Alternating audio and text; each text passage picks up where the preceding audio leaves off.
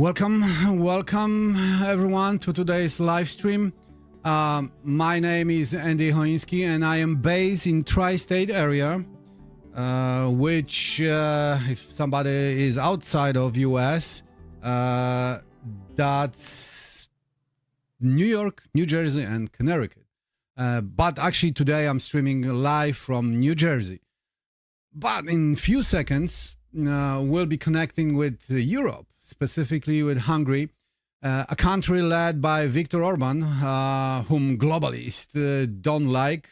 But we're going to talk about Orban later with our guest. He thinks differently, and we will share with you really fantastic information about him. But before we start, I have to give you a quick reminder. We are on a censorship platform, YouTube.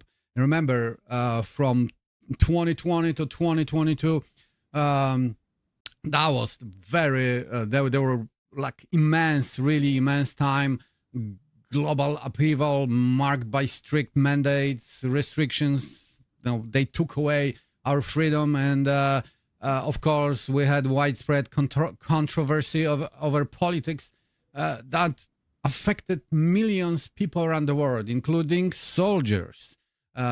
Soldiers were forced to take, now you know what, this thing. They were forced to make difficult choices about their careers. But because we're on YouTube, which is heavily censored, we have to use like a code language. Like, for example, we cannot use straight word, the most dangerous disease in the world. We will call CV-19. We cannot use the word for this. We're going to use like rag over the face and, others. Because if we don't do that, we can, this channel can be closed even, or content will be removed. So we have to pretend that we're good guys, but of course we are fighting against globalism on every corner. So pandemic was very strong, and 2 years was terrible for everybody. And so we cannot give YouTube satisfaction to hunt us down. But today we have a unique opportunity to talk about situation that affected many people around the world, including soldiers. Our guest today is Zoltán Pálóczi, a former captain in Hungarian army who is fighting for basically rehabilitation and compensation for himself and other soldiers who were discouraged from the military due to refusing that experimental CV-19 jab. So not to prolong, how are you, Zoltán? Greetings. I'm fine. Thank you for joining us and sharing your story. I spoke with you earlier before that program, and your story is very, very interesting. So maybe let's start at the beginning. Could you tell us about yourself and circumstances that led you to decide to refuse that jab? How did the Hungarian system introduce those restrictions, and how did it affected you and other soldiers? What was like to serve at that time in Hungarian army under the that government emergency measures? You had the same thing like in other countries, those government emergency measures, which were supposed to be temporary, but they were so long. So I spent 17 years in the Hungarian army. My last rank was captain. I was an armored reconnaissance unit commander, a company commander. And when this whole thing started, there was already a bad thing happened in the past in the army, and that was the main reason why I was suspicious about this new jab. And by the time it became mandatory, I didn't want to commit the same mistakes like I did, not just me, but my other fellow soldiers in the past. Okay. So basically, they were forcing you to do that experimental medicine, but Hungary was one of the first EU countries to approve vaccines like you see, I forgot VACC. Let's say it that way. We approve VACC not only from Pfizer or Moderna, but Sputnik 5 and Sinopharm. They were bypassing also EMA authorization, like in many other countries. Did that affect the level of trust among soldiers regarding that job, that VACC? Not that much. You see, in Hungary there was a wide variety of selection of jabs, and I think people were more suspicious in Hungary because of the Western jabs. So a lot of people, especially soldiers, did Sputnik because they thought it's more regular, it's old-fashioned and it's not so experimental. It was not based on mRNA technology. That's what you're saying, huh? Yeah, that was the idea, but I don't want to say specific things because I'm not into medical assets. Okay, all right. Sinopharm was maybe they considered that Sinopharm, the Chinese, is the most old school version of anti-CV19. So it's analog, and some people did that. By the way, if I remember correctly, Viktor Orban did Sinopharm as well. I see the people from around the world, and mostly from Poland. We're saying hello, but also we have some viewers from Germany. Hello from Germany, Ranger. So we want this information to go across the globe, because that's not only in Hungary. Many other countries went through that same situation.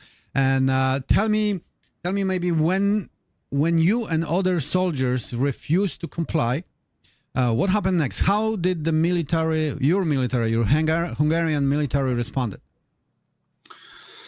Step by step, they became more strict, and basically they rejected every kind of begging, asking.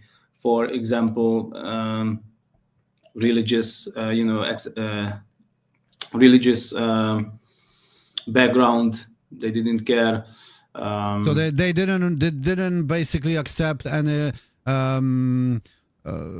religious exemptions. That's what you're saying. Yes, but it's not that common like in the USA. Okay, medical issues. So, for example, there were people who got already some kind of handicaps, health problems, and they didn't care as well.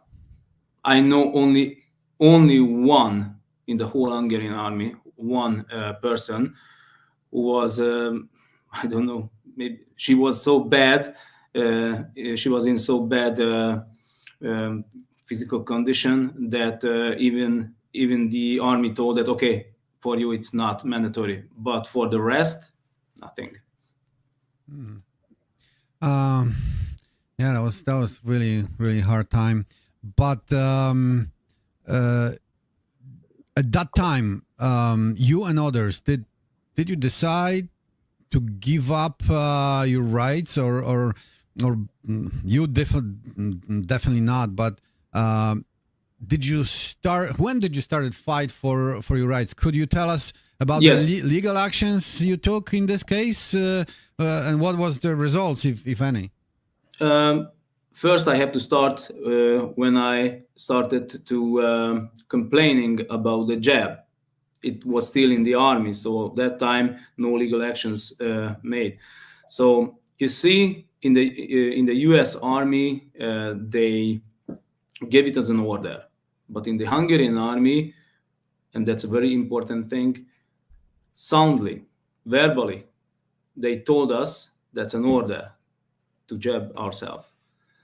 But on paper, officially, it was not an order. It was some kind of a briefing. It's a little bit complicated to explain, especially for civilians, that, first of all, there was a decree made by Viktor Orban himself that all state personnel has to be vaccinated, or if they don't want to vaccinate themselves, they must be sent to a 1-year-long unpaid vacation. And after the prime minister's decree, there come minister level, let's just say, it's not order, I don't remember the quiet word. But, maybe that was mandate, like here we had a Biden issue mandate in like 2001. I can tell you just a couple of seconds. So it's decree mandate are probably the same thing. Yeah, so it's on ministry, and it's on ministry level, and then it come down to the army level, and finally on the level of execution, they have to give orders on the level of executions, on the level of units. So that's what chain of command exists for. And when it reached the execution level, it was not an order. Formally, legally, it was not an order. And when I saw this, I told to my commander that, okay, I'm not going to jab myself. And everybody was surprised. I was quite, hard-minded soldier, so nobody expected this from me. And they asked me, what's the problem? They asked me to write a report. And I wrote down, I will jab myself if you give it as an order. Because in the past, in the Hungarian army, the same thing happened year by year about vaccination. But verbally they communicated it's an order, but officially it wasn't. And because we were aware of that time, I told to my commander, okay, I will vaccinate myself, but first give it as an order, because a commander takes full responsibility for all his men.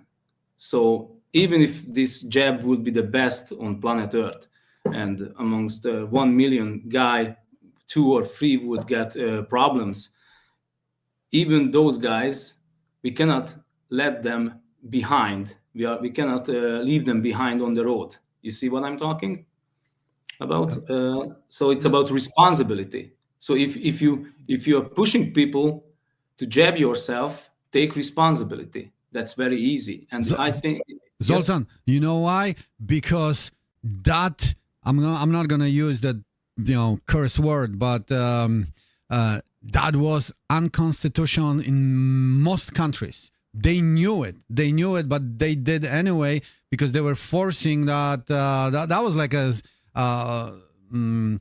psychosocial program introduced all over the world by globalists, just to make sure that everybody will get that injection. So they knew it on a higher level. It's unconstitutional, and everybody who are listening to us, they probably know that already. We have smart people listening to us, so we don't have to explain to them.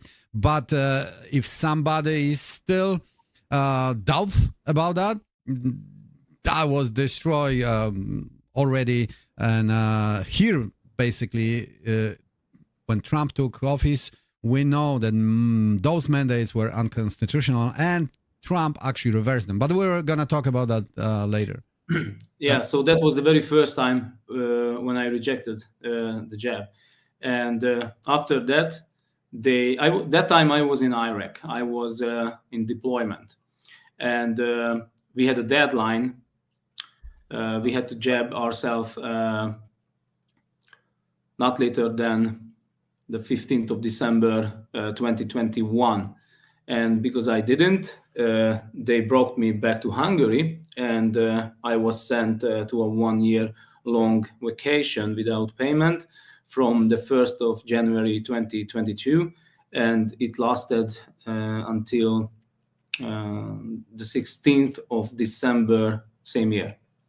Wow, you didn't tell me that you were in Iraq. What you were doing over there? Just assignment like NATO assignment, because Hungary is of course part of NATO, or because at that time Iraq was, I think US was withdrawing from Iraq. That time a lot of nations was over there, and it was half NATO, half Hungary's own interest. Oh, okay. Well, so I didn't know that actually, that Hungary was even there. So, actually, that's a funny story, but it would be a completely different topic. I don't want to change the subject. Okay. So basically, when you said no, they put you on unpaid vacations, and that was like a punishment. Let's say, did you talk about that with somebody, with the media, or of course probably with friends? No, because that time we were still soldiers. Okay, so try to imagine yourself as you're a soldier, but you're in a specific position. You get no position. Okay, but you're still inside the armed forces, the army, and because of that, if we would open our mouth, they would punish us as soldiers. So of course that was only my case, but we are talking about approximately 1,200 Hungarian soldiers. Actually, what we heard, the most precise information what we could get, approximately 1,200 Hungarian soldiers was let's say punished because of unvaccination, but 60-something hundred guys got discharged instantly because they wanted to quit the army already, even before COVID happened. But because in Hungary there's a state of emergency, that time it was a state of emergency, and currently it's a state of emergency as well. Now it's because of the Russian-Ukrainian war, not because of the pandemic. But so they let those guys out from the system, but those guys, approximately 600 something, guys, us, we didn't want to quit. We didn't want to leave the army. So we said, okay, we are going to, we are going to wait what's going to happen, because on paper it was not black and white that after 1 year you have to dismiss, you have to get out from the army. It was the personal choice, it was the personal decision of the highest ranking guy in the Hungarian army, the chief of staff. You break up a little bit. You were saying that was personal decision, that's correct? Yeah, that was the personal decision of the Hungarian chief of staff, that time chief of staff. Now the guys, basically the guy was kicked out from the army just 1 month later, our department. Actually, I see the very interesting question from Christopher Anthony on YouTube chat, and it says, should this coercion be appropriate according to the Hungarian constitution? Do you know if that was against the particularly Hungarian constitution? Honestly, I tell you, I don't know, and not because I would be a retard or something, but Hungarian constitution was changed 15 times in the past 15 years. And because, how can I say, Hungary is very centralized, and even lawyers are not daily updated because of the so many changes happening in the legal system. I don't know, maybe. Probably, but listen, we are blessed in US because to change our constitution, almost impossible. I wanted to tell you that it's completely different. So don't try to imagine the level and solid.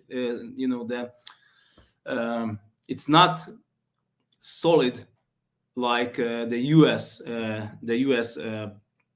Constitution. So it's like a paper, and they can change day by day. Actually, that's good that I'm talking with you, because I really didn't know many facts about Hungary. Hungary, from U.S. perspective, looks like a small country, but really robust because of Orban. And it's very maybe controversial for globalists, because Orban is doing many things which European tyrants are not doing. But perfect. Maybe that's the good input for our viewers also to know more about Hungary. But when you refused and you had other soldiers with you supporting you in that situation, or they just basically said, "Okay, you are stupid and go away. We don't want to talk to you." 99% of the Hungarian army got vaccinated, and sadly, the communication channels were cut off, and so we become persona non grata. It was not a good point for an active member to speak with us. So that was the reason why we got so separated, and we started to make connections, make contacts with each other from the same category very slowly. Yeah. You did that? Well, yes. Oh, you didn't take the jab? No, I didn't. Just like you. Okay. And from this very humble beginning, we started to gathering. And I remember there was a Facebook group, and it was the gathering place of unvaccinated, not just soldiers, but policemen, firefighters, etc. And of course, everybody complained. Everybody told his or her own story. But what I could notice when I joined this in November 2022, that it was all about the complainants, but no news from abroad, from the US or Western Europe, arrived. Nobody wrote serious things which would aid our cause. And soon we discovered that probably that Facebook group was created intentionally by some kind of state organization to monitor us. And that was the reason I started to send just links. So I didn't write nothing. I just copy paste links, and from mainstream, not just from alternative US media, but mainstream as well. And the operators didn't want those links appear in front of the other guy's eyes. So that was the reason I thought, okay, this is fake, and I will create a new group. Everybody who wants to do something, not just talking and complaining, join me. And we started to collect these people, and approximately 200 Hungarian ex-soldiers, unvaccinated ex-soldiers, are in the group right now. Okay, well, but let's go beyond. Let's go away from army.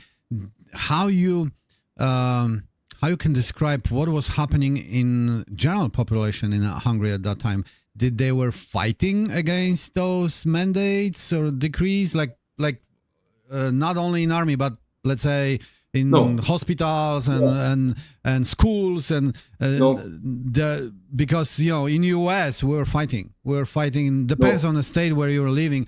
Florida, Texas, North Dakota didn't have any mandate. So basically, most of the people just agree with the nonsensical mandates who were basically imposed on them. Yes, 99%.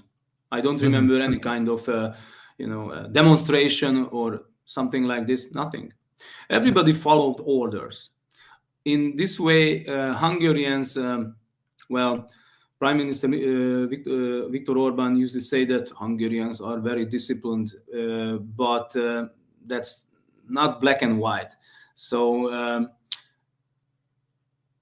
I think more than half of the Hungarians were already suspicious. We are an ex-Eastern Bloc country, where is absolutely natural to be suspicious, not just because of your enemies, but because of your own government. That's correct. I'm originally I was born in Poland, so I remember communism, and you were born after, I think, communism.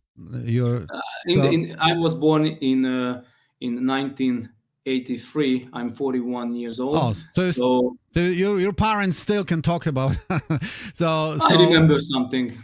So we are, natural-born fighters against the government propaganda, government pressure.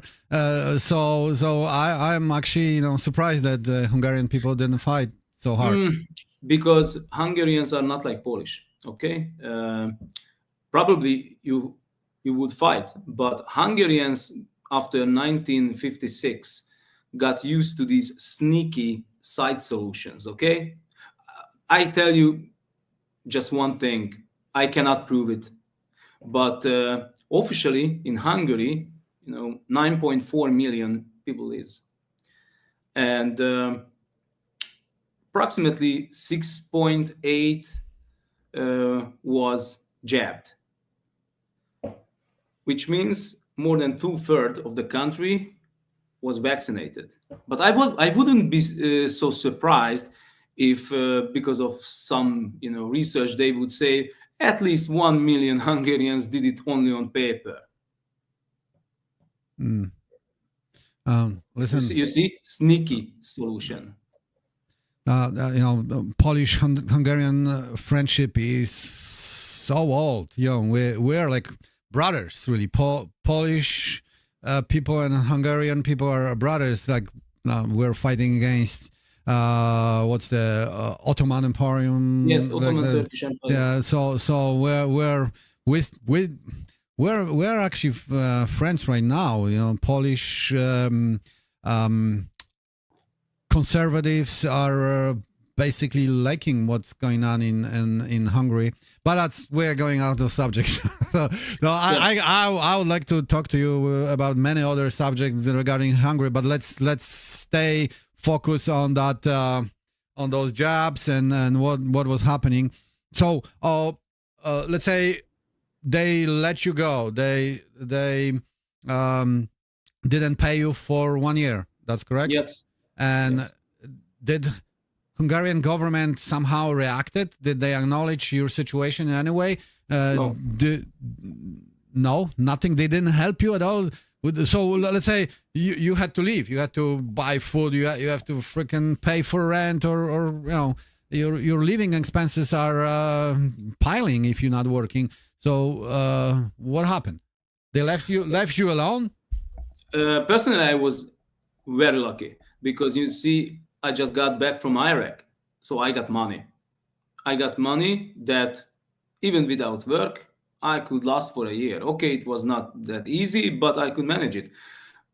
But I'm just one man. But there were people with families, kids, children.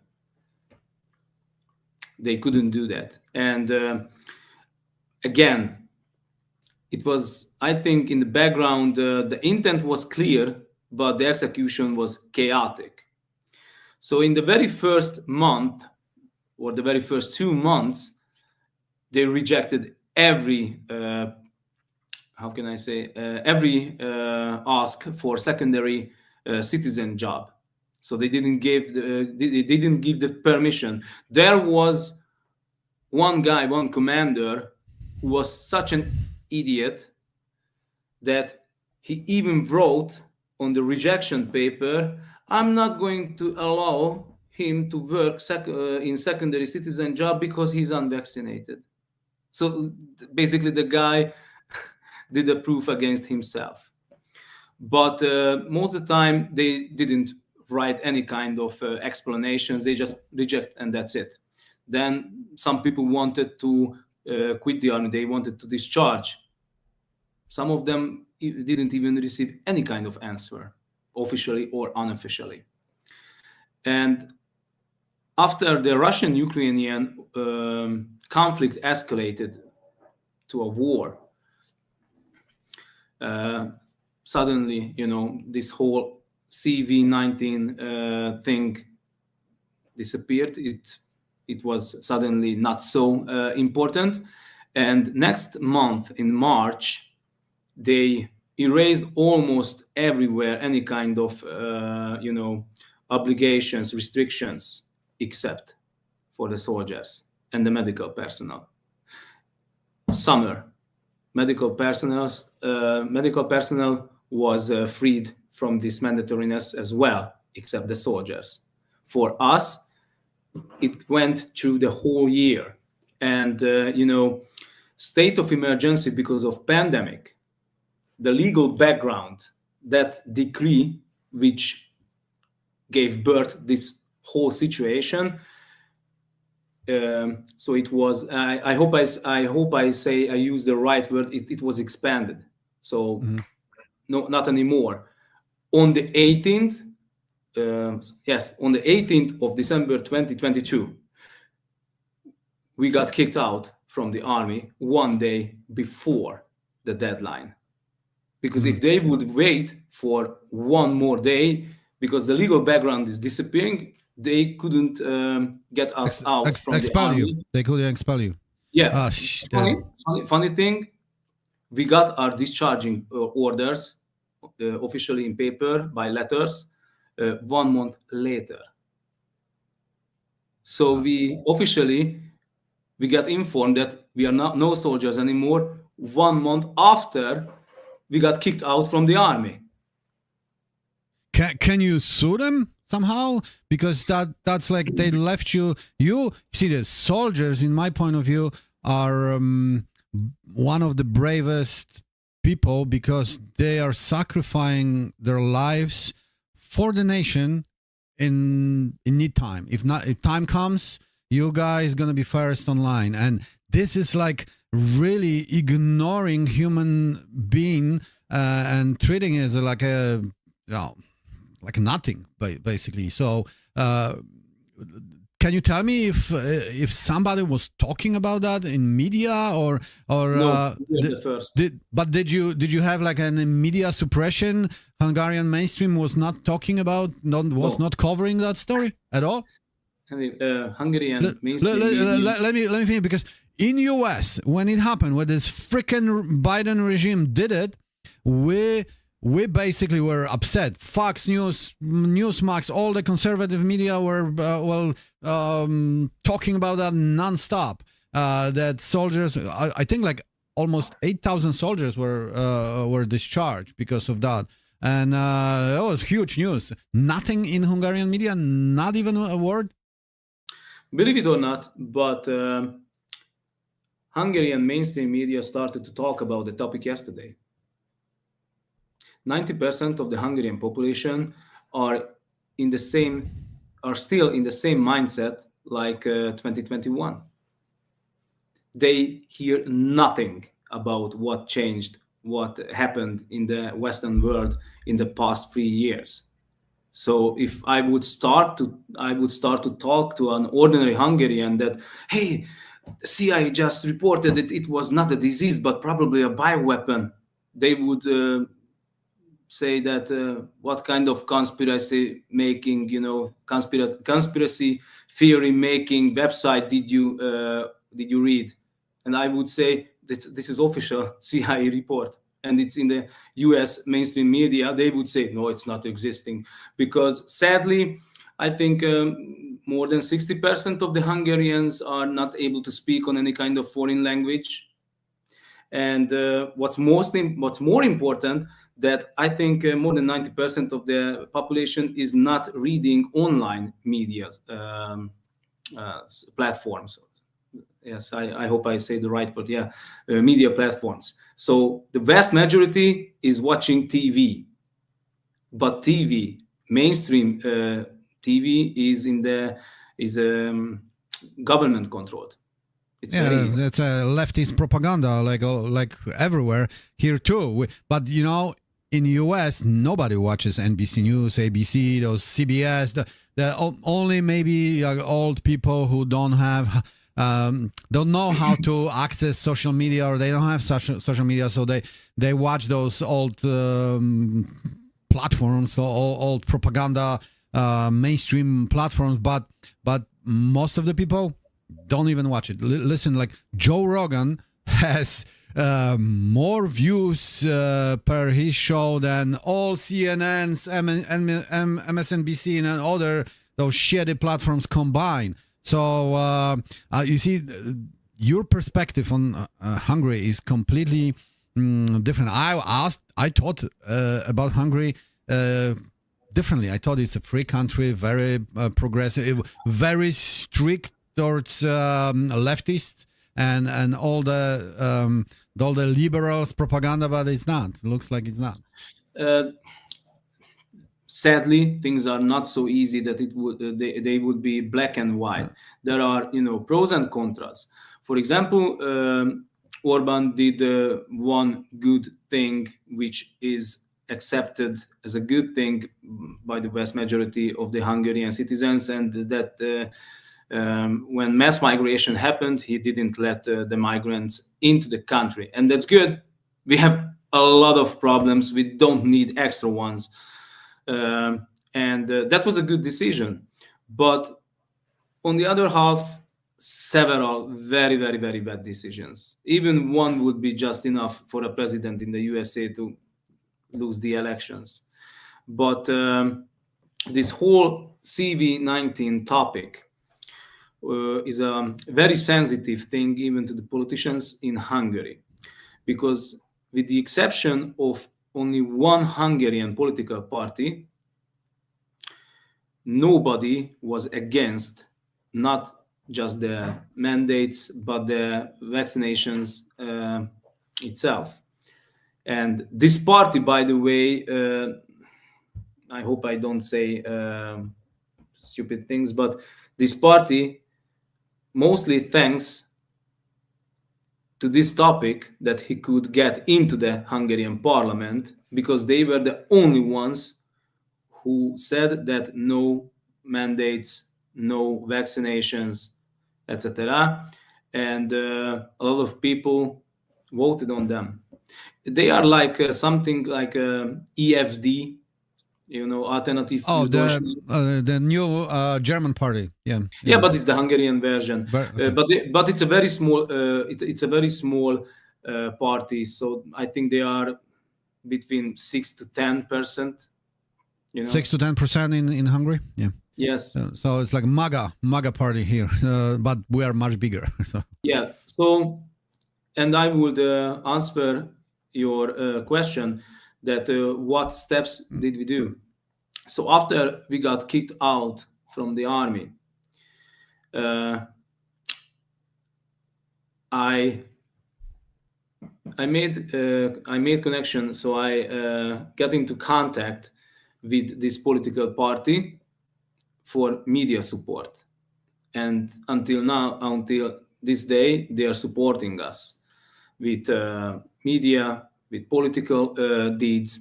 And in the very same time, I went to the Helsinki attorney. I hope I say the correct term, attorney, yes. And we told what's our problem. And we wanted to bring the whole case in front of Strasbourg, the Strasbourg court. And we knew that it's not going to be that easy. And we started to think that attacking the vaccine itself is it's not going to work, because the resistance was so hard that especially that time, 22, that we figured out that, okay, we are not going to make a full-scale assault. In the army, we are using probing attacks, so reconnaissance by fire. So we will give a bait, and we will see what's the response. And we attacked not with the vaccination, but with the denying of secondary citizen jobs, job opportunities. You see, even if it, what do you mean, like you were out of the army and Yeah. they were doing what? The second job? Can you explain that? so we asked the Helsinki attorney, please represent us in front of the You are talking about the Helsinki Committee, which is organization which monitors human rights. Yes, they help a lot of people. They help, in every kind of aspects, like they are helping for minorities, etc. And we said that okay, now you can help us. And they really help you, or just was like they were. I have to posers? tell you that yes, they did. Yes, because they told me that listen, Zoltán, it's because only the denying of the secondary citizen jobs, and the denying of discharging, and even though it happened with us because of denying, refusing the vaccine, if the original subject would be different, the procedure itself is full illegal. Okay. And these guys at the Helsinki committee, they told us that we are not on the same side about vaccination, but what they did to you, it's unexplainable. So we will help you. And we did the necessary steps, but within months, the court in Strasbourg rejected the whole topic. So they didn't want to take the case. Of course, bureaucrats, European bureaucrats, American bureaucrats, or wherever bureaucrats are lazy and they don't want to seek the truth and they don't want to help people. So we have to destroy them or remove them like we're doing right now in US. And listen, the bureaucrats listening in Hungary right now, we are coming for you. The Trump wave will reach Hungary, Poland, Germany sooner or later. I hope it will be a tornado. So I have to say that it was a little bit interesting, what happened at the Strasbourg court, because 90% of us got rejected because of obvious reasons. Basically, we didn't we didn't do every legal step in Hungary, because in order to get your cause in front of the Strasbourg court, you have to do everything. You have to do every level in the legal system of your country. And after the highest, national legal level rejects you, then you can go to Strasbourg. And we didn't do that, but some of us did. And those guys who did everything in Hungary and they went to the Strasbourg court, they were rejected as well, but with no explanation. So any other options you aim right now? After that, we start. Yes, almost every lawyer who we met didn't want to take the case. Just no. Mm-hmm. So you have no road ahead of you. You don't have any ideas how to proceed. We did, because we start. I'm not going to discuss every Okay. background work, but with a lot of work, we were able to enforce a letter from the Minister of Defense in Hungary, and in that letter, the guy actually accepted and admitted that it was not an order. Oh, so they're wishy-washy, like in every country. They trying to basically right now turn back the time and say, oh, like nothing really happened. You guys decided to do that, and now, but people have short memory. That's why. But we have to remind everybody that something like that happened and people were really suffering. Millions of people died and they were sick for a long time. People committed suicide, get into alcoholism and other addictions. So it's not so simple. We cannot forget and hunt those people still. They have to be responsible for what they did. So I hope you're going to be successful. But maybe on another subject, I saw you have a YouTube channel, probably Facebook. Did they censorship on the platforms, on social media? No? No, that's very important that even though we went to this political party, and because of them, we got into the alternative media, not into the mainstream, but into the alternative media. And a lot of Hungarians saw these happenings, and but nothing changed. And after we managed to get this answer from the Minister of Defense, I wanted to get into the Ministry of Defense, and I wanted to talk to the Chief of Staff. And surprisingly, he accepted my call, and I had the opportunity to meet and speak with the guy. Mm-hmm. Now he's the new Chief of Defense, not the same guy who got rid of us. And basically, what they said was that, sorry, but we are not able to rehabilitate you because nothing illegal happened with you. And I said, do you see this letter? The minister wrote that it was not an order. Yeah, of course, it was not an order. Why? Do you remember anybody who would say this would be an order? And everybody did it. Everybody did it. I'm telling you, I'm really angry. I will smash those freaking idiots, those bureaucrats in my one hand if I could. But if we're at that topic, talking about mandates, and maybe at this point it's good to talk about President Trump, because in the U.S. we had a completely different situation.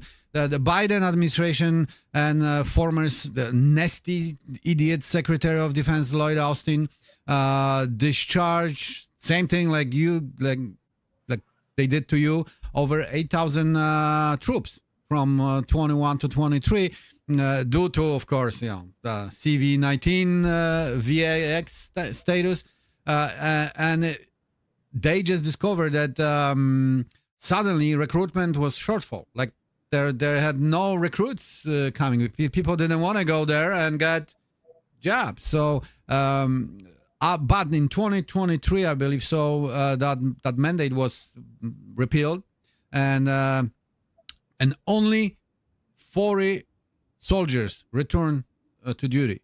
2025 comes, January 20th, Trump is inaugurated, in January 27th. So that's 1 week after inauguration, President Donald Trump signed executive order reinstating all discharge service members who basically requested it. And he restored their ranks, back pay. Imagine this, back pay, and all the benefits. President Trump basically I can show you that we order. follow day by day what's happening in the US. Yeah. So that's the from the White House exact description of that January 27 executive order. So basically, President Trump said that was injustice, and argued that basically healthy service members were wrongfully dismissed, despite like all the scientific evidence that there was bullshit. And of course, people have natural immunity, and they didn't even care because you were so young, you were healthy, you didn't have to. Your immune system, they were doing that to children which they didn't have to. So you were a strong, healthy soldier, and they basically wanted to weaken you. And so President Trump did, in my point of view, really nice job reversing that bullshit from Biden regime. Question for you: do you think that how you can do it? Probably in other NATO alliance countries, similar thing happen. I don't know. Maybe France, Germany, Poland. Do they have to follow that example regarding soldiers and jobs for CV-19? What can be done? Let's say in your case in Hungary, that you can guys put pressure, maybe create some bigger organization that put pressure on those freaking bureaucrats to move their asses and help you. And basically, maybe there are some lawyers they can basically sue them and bring the justice on the surface. There's no legal option in Hungary. We did it, we tried it, it's not working. And it's not about the bureaucrats. In Hungary, a bureaucrat is a state slave. He got orders, and he's not thinking. He will do what guys from higher echelon will tell him or her. Only one man is making decisions in this country. And if we are not getting rehabilitated or compensated, it's because of his will. That's so simple. Mm-hmm. And like I said, Hungary is not the USA. Although in the Western countries, a lot of things turned completely 180 degrees. Now it's not, these guys are not so sure about themselves. But just some weeks ago, or one and a half month ago, the Hungarian media, Prime Minister Orban, they made a video about how successful was the whole mandate and how jabs, they were very effective.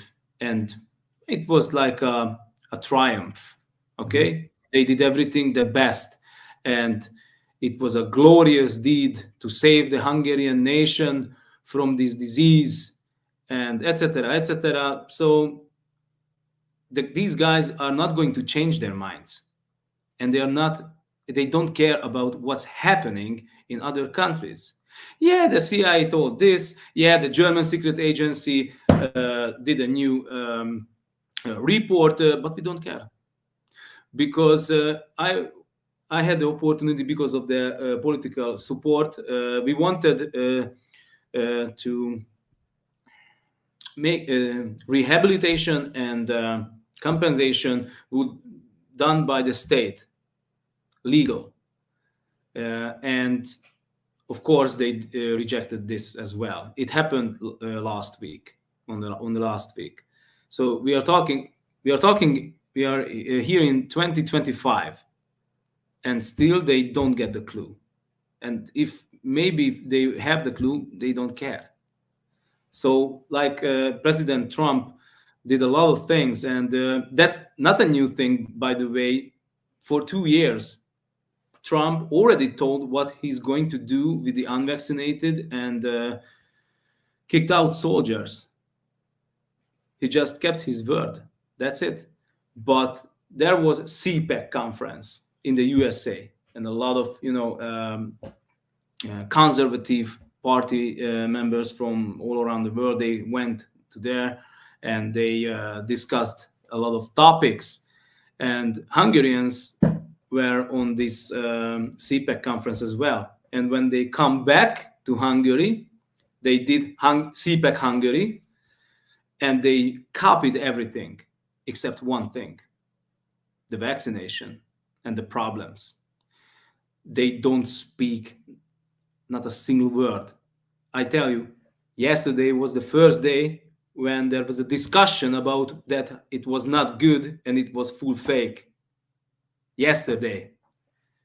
And I think if President Trump would not be successful, and Democrats would be in the seat of the president, Oh, listen, if Kamala Harris will be right now in the White House, we will be in a big black hole. You cannot even imagine that this freaking political prostitute will destroy not only United States but the whole world. But I want people who are listening to us to understand that you are example of the person who are harmed by the system in Hungary, but there are thousands and thousands, probably similar people suffering around the world, especially in Europe. And we want you guys to spread that video and basically show those bureaucrats this executive order that can be done. If it can be done in US, it can be done everywhere in the world.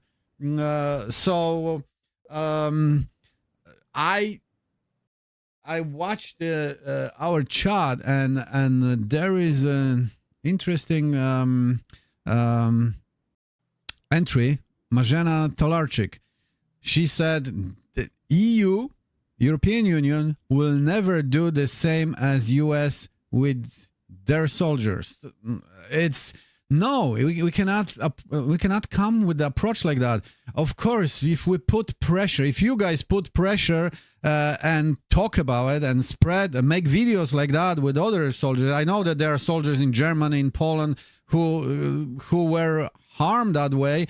You change your leaders and it can happen. You never say never. Never give up, like Trump always says. So never give up. But talking about changing the leaders, I want to talk with you about Orban because I see Orban from different spotlight than you do, and you basically enlightened me a little bit yesterday and today because people listen to media, and most of the conservative medias are presenting him as a somebody really taking care of their nation, of citizens, that he's very conservative prime minister. And you tell me that during the pandemic, Hungary looked similar to the other countries, and of course, government implemented strict lockdowns, draconian mandates, and the rugs on the mouth, and that affected Hungarian society big time. Tell us who really Viktor Orban is and what role he played during that time and what role he plays right now.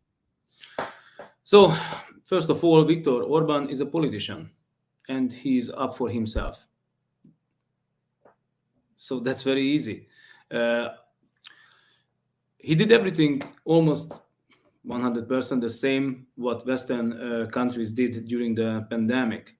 And tons of videos on YouTube or any kind of other platforms you can see that, for example, in the beginning of 2020, when the whole pandemic started, first he told that no, there's not going to be any kind of mandatory vaccinations in Hungary. Hungarians would not accept it because Hungarians are very proud, etc., etc.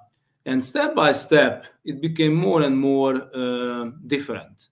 So you see, maybe you thought that people got short memory, and that's very true.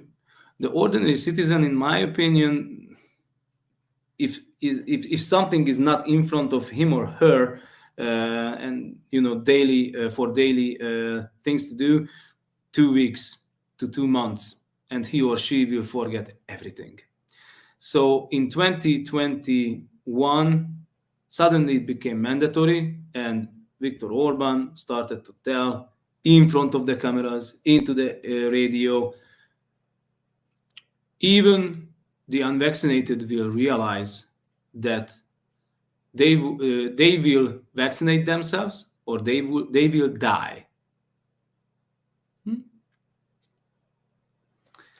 So 1 year or 1.5 years from no mandatory vaccination, jab or die. And suddenly, with Comrade Putin, small secret operation, suddenly it disappeared. And all those people who jabbed themselves, they got, extra options. So they could go to the restaurant, they could go abroad, whatever. And after the Russian-Ukrainian war broke out, they could throw out to the trash can their special passport because of vaccinations. Nobody cared after that. And about our prime minister, he tells what people wants to hear. But even himself, he did an infamous quote or motto. I don't remember the right word, but he had a famous saying or quote that, "Don't listen to what I'm talking about, see what I'm doing." Okay? That was the same guy I'm talking about. So what he says is just one thing. See what he's doing. Most of the time, completely the opposite. So if he says that there's not going to be mandatory vaccinations, there will be. And he's always giving some time to the Westerners. Let others start the whole project. See what's happening. And after that, he will make a decision. And I think a lot of people, if you're talking about, national things, about conservative things, I have to say that he started his career as a liberal back in the end of the 80s. Did he belong to a communist party, or his family was the communist? Do you know? I don't know his family background, but if I remember correctly, his father was a big man in the communist era, and if I remember completely, maybe it's available on Wikipedia. But his father worked for the Communist Party propaganda section. I just want to. So you see, from our U.S. perspective, he looks like a Hungarian Trump, but according to you, it's not. It's completely opposite. It's a wolf in a sheep skin. Yeah, you see, his father, and it's on Wikipedia. In 1966, he joined the Hungarian Socialist Workers' Party, which is Communist Party. Oh, nice. The only party, and first. He was at KISS, that was a youth organization for communists, and later he did propagandist function. Wikipedia. After the system change, he became a guy, some kind of a businessman. He owns mines. Mm-hmm. And you see, his family is related to the previous regime. Sorry, not regime, but the previous system. And in the 80s, he got the opportunity to go abroad. I think, if I remember correctly, to the UK to study there. Do you know what kind of people got permission from the state to leave the iron fence or the iron curtain? Yeah, of course. And after that, in the 90s, he became more and more and more, moving to the right-wing direction. And I don't know if it's true or not, but do you remember the famous German Chancellor Helmut Kohl? Yeah, of course. If I remember correctly, there was a story or anecdote that Kohl told to the younger Orban that you should spread democracy more in Hungary because it's not that good, the situation. And Orban told, with that ideology, I'm not able to get votes in this country. And a lot of people throw, stones on Viktor Orban. I don't.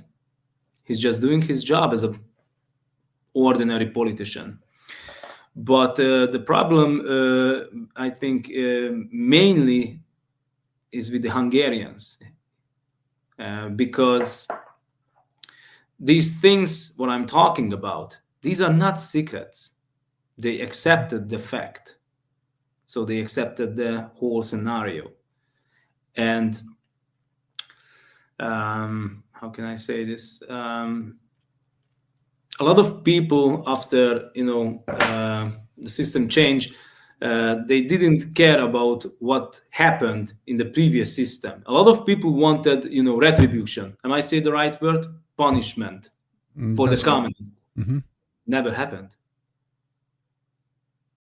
Of course, it didn't happen in Poland either. Yeah, but everybody accepted. Yeah. So everybody moved on, just like with the COVID. CV-19. Like if it was, it would never happen. It's just a bad dream. We have a question from the chat.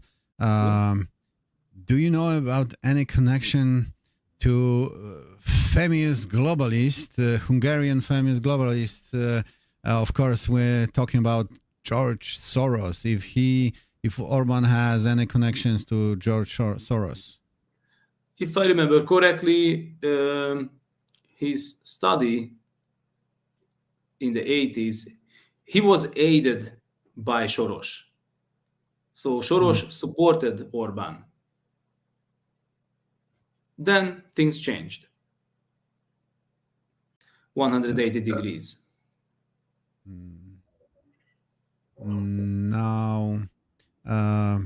Now Halina says, I can see Orban from entirely different perspective from now on. Thank you for the truth. It's very hard, believe me. For a Hungarian, for me, it's especially hard. Well, tell me, what kind of good things he did for Hungary, if even he did anything good? He didn't let the migrants in. Oh, that's big. Plus. That's a very strong point. You see, I think a lot of people tell us that the main reason why he is still in power is it was because of that. Hungarians are, how can I say? I don't want to talk about stereotypes, but we can be very, friendly with outsiders. But at the very same time, people from different culture, from different religions, it's not the same. So Hungarians are keeping a distance between themselves and non-Christian Western Europeans. Everybody else who is not Western Christian European. Mm-hmm. Okay, so you were talking about the organization which you created in Hungary, yeah. But do you know any other soldiers from other European countries who were also fighting for justice regarding that illegal coercion, or basically illegal extortion of that horrendous medical experiment? I know that there are organizations in Poland, Germany, and other countries. Do you know them? Are you yes. cooperating with them? Yes. Not long ago, we made contact, and we are supporting each other with information. We are sharing advices, information. It's really in the beginning phase, the starting phase. But if somebody wants to contact you or your organization, do you have any contact information, or not yet? Sorry, can you repeat? Like somebody wants to contact you or support you. Do you have any contact information? Yes, we have a Facebook group, and it's called. I try to translate it. Wait a minute. Maybe. Or can I share it here? Yeah. Send me a link. This way I can display it, and I can put that in the descriptions later. So. Okay. I can put that in the description. Okay, so basically, it was only for soldiers for Hungarian soldiers who are in the same category like me, like us. We had to reject a lot of civilians who didn't even understand what's this group. It's some kind of anti-vaccination. I would like to join that group, and we said, sorry, we are not going to let you in because we are discussing legal stuff here. But right now, after we failed on each platform, politically, legally, if somebody wants something from us, he can make contact and we can make another channel. So, okay, I'm not going to complicate things more. This is the link. Okay. Listen, maybe we're gonna come to the end of this interview, but I, as a soldier, someone with big military experience, because you're captain in Hungarian army, so that's yes. like higher up. I was. I was because the chief of staff. It's a really interesting question because the chief of staff last year told me on that meeting that we don't have any kind of rank, so we lost everything, which means I'm private. In case of war, if they would call us back because of war, we would go back as privates. And I said that, wow, that's a big surprise for me because on the discharging orders, everybody was named, his correct rank. But he said that because of the fifth law 2022, you just lost your rank. And I said, what? Did I lose it? Did it fall out of my pocket or what? But of course, nobody could tell me what really happened. So I don't know. I would be a captain anymore. Yeah, but you were commander. Yeah, maybe tell us just for fun, just for recording that information, because someone like you with big military experience. What do you think are the key attributes for great commander? Like for young people who wants to join army or they want to be commanding officers. As the American says, seek responsibility, take responsibility. So do you know how we used to call that guy who is not able or he don't want to take responsibility for his deeds? That's a coward. And cowardice is one of the biggest military crime. Some people get executed in World War I or World War II because of cowardice. So a coward couldn't be an officer, any kind of, not just an officer, and in any kind of commanding position. So seek responsibility, take responsibility. And about the attributes, I think the three most important thing is that the quick realization what's happening, the quick situational awareness, okay? And second, decision making. And third, how to give out an order, how to make the other guys do the job. So realizing what's happening as quick as possible and correctly, make a decision and act while you're taking responsibility. And one more thing, initiative. I hope I say it right. So if nothing happens and you lose contact with the superiors, you don't get any kind of orders, act independently, do something, do not wait for orders, because most of the time they are coming later, much lately, and that's it. I think these are the most important attributes of commanding officer or NCO. We have to salute people like you, because you are brave young men who, like I said before, will sacrifice your life to defend your nation, your freedom of citizens of that nation. But Halina Troll wrote, I thought the rank could have been lost only because of the crime committed. You didn't commit any crime. So yes, I would like to explain this. So that was one of the most painful things, that the former chief of staff, who's actually is a civilian right now because he got kicked out from the army just 1 month later, are discharged. And this guy called us disobedient. Yes, disobedient. Yes. So that we rejected, we didn't follow an order. So, if you don't follow an order, you're a criminal. It's military crime. It's like it's not like betraying, but it's one of the most serious military crime what a soldier can do, denying an order.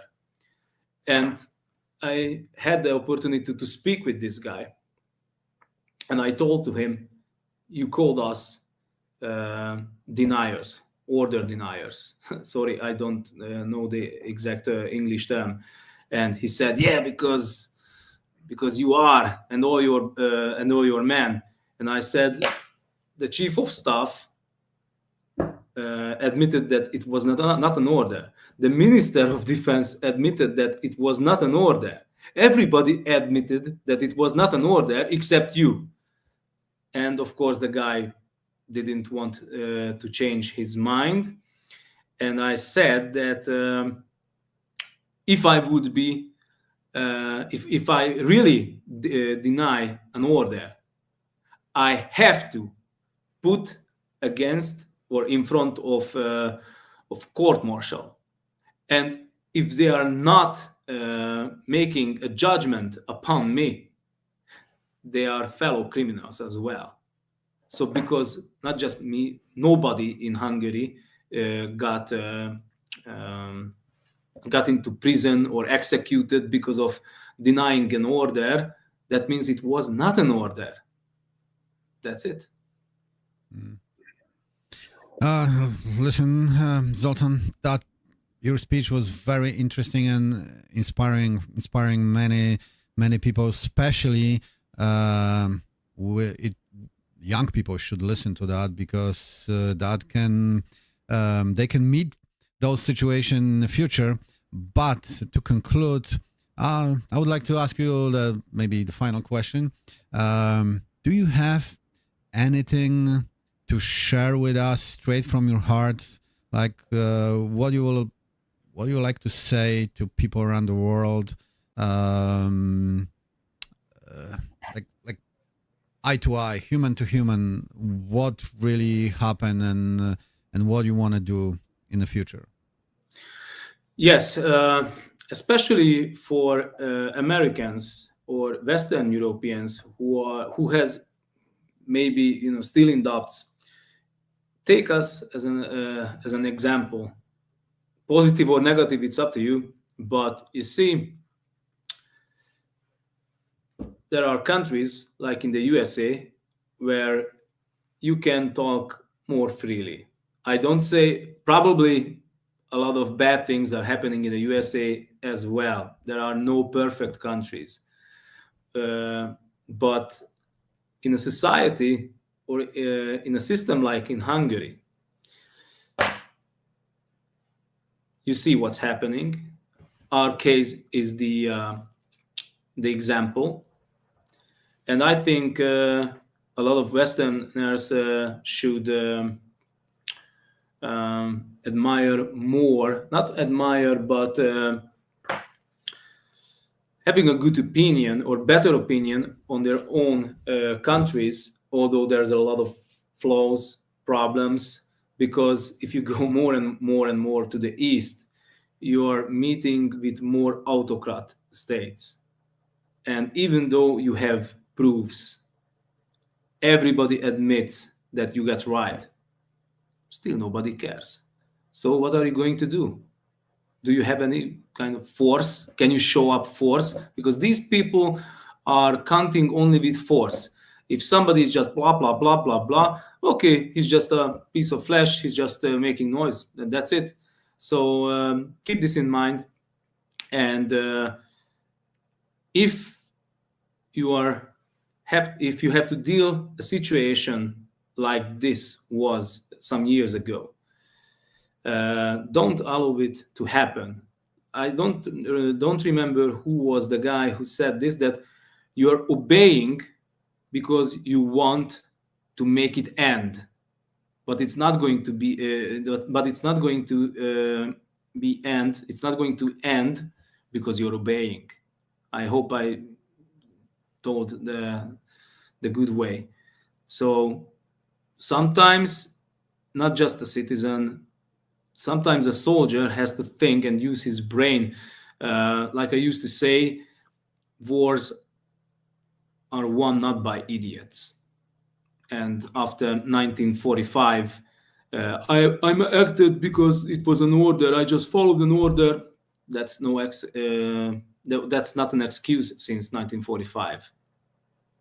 Learn from our situation, and if you have the opportunity in your environment to do something against it, do it. Because if you don't do nothing, it will repeat itself, the whole situation.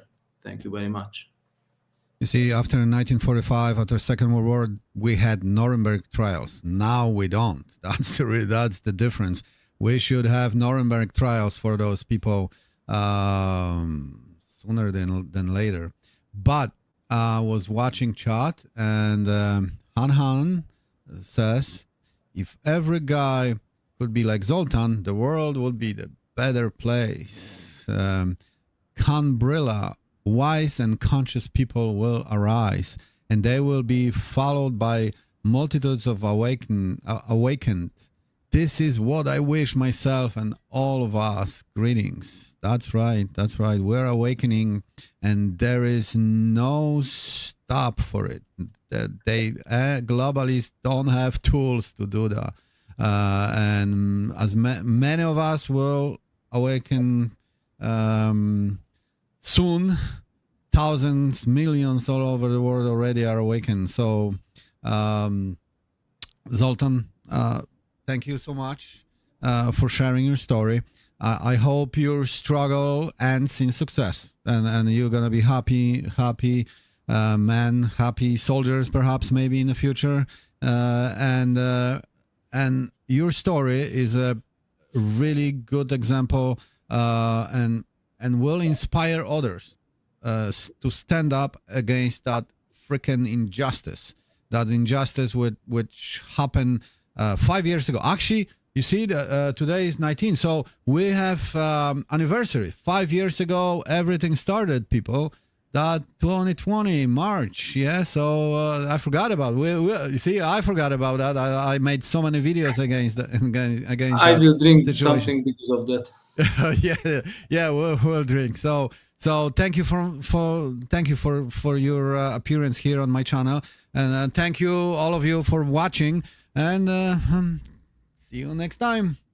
Thank you very much. Goodbye. Bye. Good night.